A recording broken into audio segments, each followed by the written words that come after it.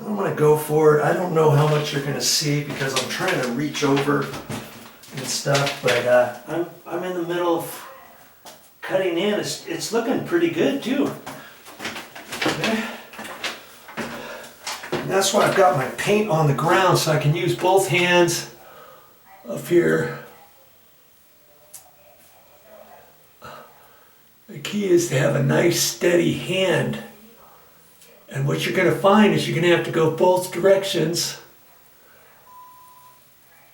when you're on spray texture walls. Because no matter how much you go over it one direction, you're not going to get it all. And I'm fighting with the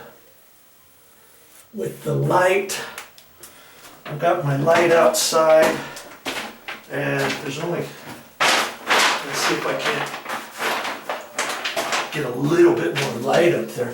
I'm trying not to hit the ceiling, because obviously I don't want to do that, or else then if you get too much on the ceiling, then you got to decide, once this dries, you need to cut in some of your ceiling again. You know, I take off a little bit off the tip before I go. Okay. Now, I'll wipe off that edge and go some more. Key is not to get it up there too much, or else you look back and you find out, oh shoot, I just tagged the ceiling all kinds because I wasn't paying attention. And you gotta have a nice even hand. You know, you can't be real jittery. Now on this corner, I like the fact that my brush is that cut at an angle, because see, now I'm going to put it up there right like that and get right up on that inside corner, shake it a little bit, try it again. Now I can come back and get it out of that corner. See? That looks pretty good. Go back over it that way. And I have a little bit extra paint on my paintbrush, but not enough to where I should go any further. I just dip a little bit at a time, and that's why I'm using my little paint tray. That's why I'm using my paint tray down on the ground. Getting back and forth up here and holding my hands up here and all that kind of stuff. Okay. Now see, I don't know if you're gonna see this, because I might be right in your way. But sometimes you gotta get right up there. If I was down lower, I'll try to do it a little bit lower on my ladder. Okay. If I'm a little lower on my ladder, then maybe you don't get it exactly where you want it, or something like that. That's why I try to get up here as high as I can. You know, so I'm up here a little bit closer. See, I'll try this next section on not the top edge of my ladder, but the one down. I can still reach the ceiling. Oh, I've got to get up here higher because I'm over the sink area. And you've got to get good going I'm going backhand right now, and then forehand. You can't just do it one way when you're cutting in. Trust me. You'll get good at all kinds of different angles and stuff. And that's why I like this brush. I can hold it however I want. A nice straight line as best I can. And then go the other way. And it fills in those voids on the spray texture. Now, if I get a couple extra little pieces, I can do that and shape my my brush, and I think I'm done with that. Okay.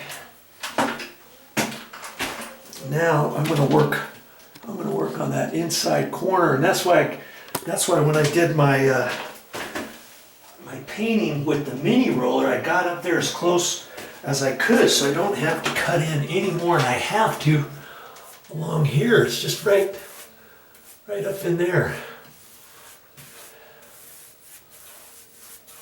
Okay, that's all you got to do.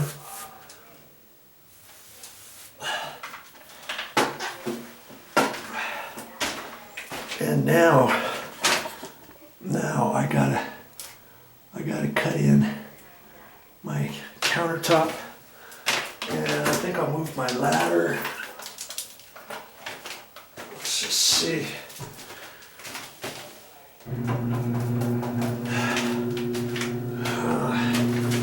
Do this over here first, and see, getting to that corner, I come in like that and go down to it, and then slide it on down, and you can get those inside corners. That's why you got to have a cut-in brush with the angle on there, so that you can push it on there. See, like that. And I'm going to try get some of the paint off, and nice straight edge here. You don't want to get your paint built up too far on the edge of your paintbrush. Okay.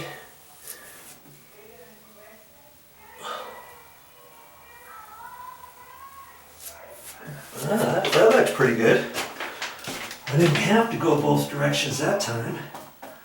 Okay, but sometimes, lots of times you will have to on spray textured walls. Yeah, you remember I had that caulked, and I caulked it with white. Well, I'm gonna have to shine the light on there. But once this dries, I may not have to. Well, I don't know. I may have to hit all that white. It's probably best if I hit it all, you know. And I can always clean off the edge of the countertop. I'm gonna go over this just a little more, because the white might show up under the gray paint that I'm putting on the wall. You know what I mean?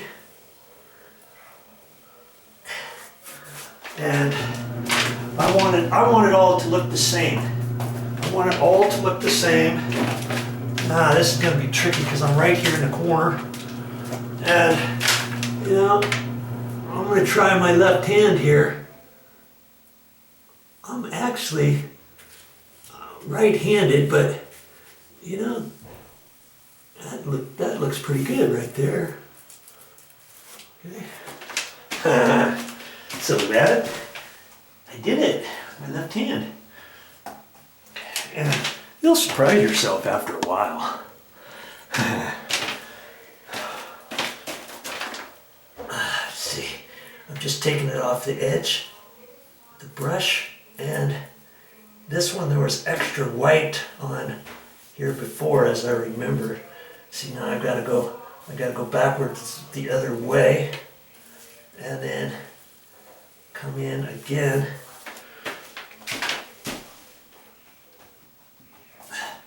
And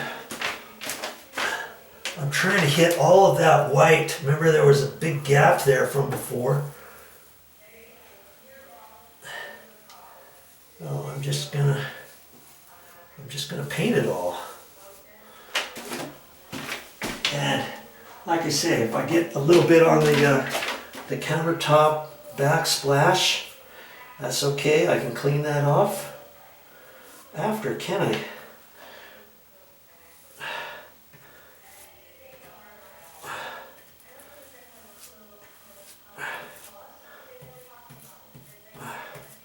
I probably should have taken the cover plates off before I did the mini roller. Then I could have gotten closer with the mini roller on some of that. But before I do that, I've got to hit this edge up here, and we'll see if I can't squeeze in there.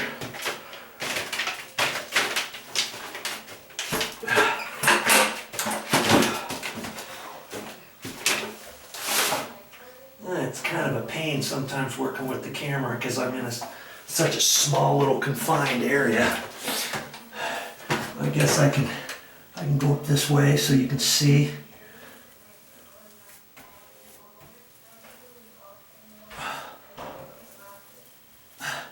Now I got to come the other way, so I'm going to flip my paintbrush around and get right down to the edge. I'm telling you, the best way to do your door frames is to paint your door frames first and then cut in your wall afterwards.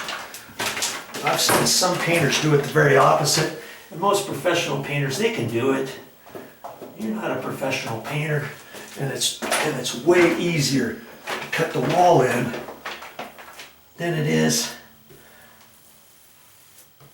to try to paint that little edge of the door casing. Okay, so I'm gonna flip it around. See, I got to go both directions here because there's some spray texture on there. Now I can go straight up along that edge, and I got it. So sometimes you got to work above, sometimes you got to work below. Here I'm working above so you can see this. But from here down, then I can do it and not be on the little step ladder. Okay. Okay. There we go.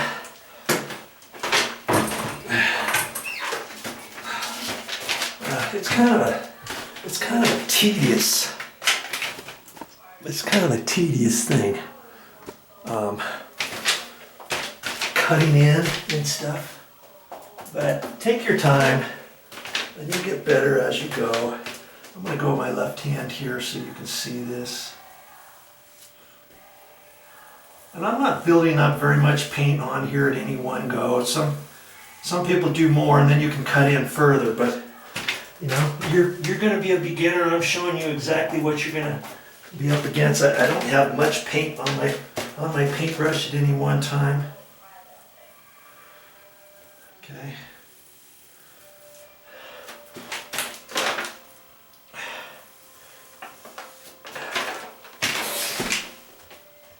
Then you don't drip, you don't build up an edge. I got to be careful here. The power is still on to my light switches and my electrical outlet and stuff. But as you're cutting in, if you build up too much paint, you get an edge there, and you get an edge on your paintbrush, and then it's hard to cut in. Once you start and you remember what I'm saying, you'll think, oh yeah, that's why when he starts, most of the time I'll get it on the wall a little bit first.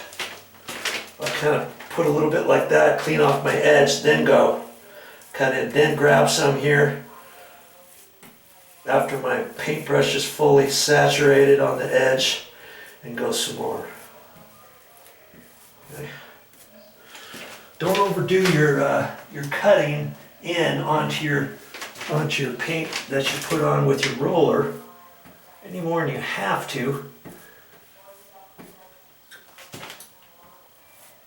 because it could show up depending how thick you're putting the paint on, how thick you put it on the wall with the roller, how thick you're putting it on with the paintbrush and all that, because this could flash and show up. You know, if you have sunlight, you might see a little bit of this around, and there's really not much you can do about it, because the texture, the paintbrush, putting it on a wall is different than your paint roller. Does that make sense?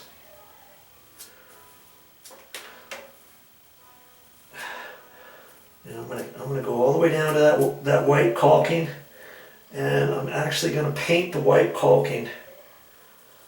Now, if that countertop was a different color, if it was white, I could do the cut-in, and then I could put a nice tight white bead of caulking on there when I got all done, cleaned it up, make it look all pretty. But as it is, it's a dark backsplash and a dark countertop, so I can't do that. I really don't want to try to make a line right next to the white caulking, so that when you get all done, you see your paint color of your wall, and then you see your white caulking, that it's not straight because you didn't cut in nice straight line and all that kind of stuff. You see what I'm saying? So anyways, there you go. Well, that's all I got for this time, but I'll be back with more videos.